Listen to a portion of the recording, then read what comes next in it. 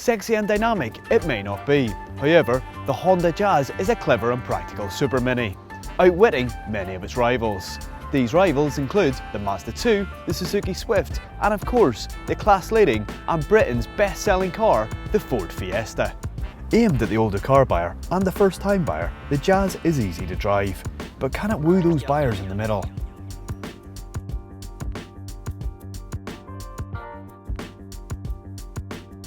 We live in a world full of shiny surfaces, but the Jazz, well, it's a bit more understated.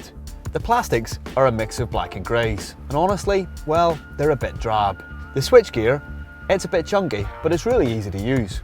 Across the Jazz range, 6 trim levels are available, starting at S, which includes ISOFIX fixtures and MP3 connectivity. At the top end is the EXL grade. This includes plenty of mod cons, such as Bluetooth, leather upholstery, and a panoramic sunroof. This makes the cabin even more airy. Space is what the Jazz is best at.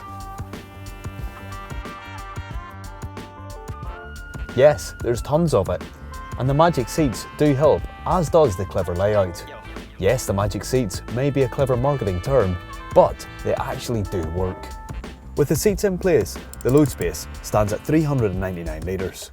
That's more space than any of its rivals and is larger than a VW Golf, which is in the next class up. Fold the seats flat and luggage space increases to a massive 883 litres. That's not too shabby for a supermini. So what about those magic seats?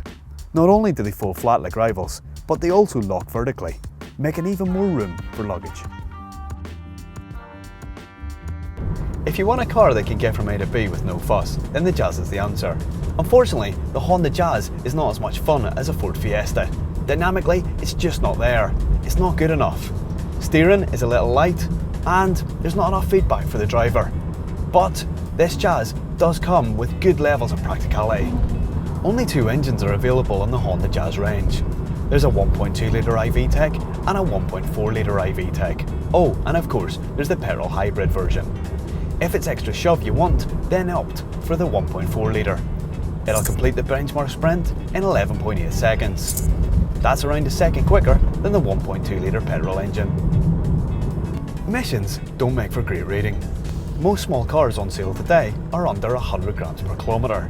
The lowest on the Honda Jazz range is the petrol hybrid at 104 grams per kilometre.